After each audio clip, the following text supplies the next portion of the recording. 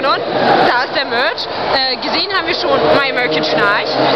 Die wunderbaren All-Time Low. Ich habe Session geknoddelt. Ja, und später werden wir Dustin noch nerven. Also wieder My American Heart.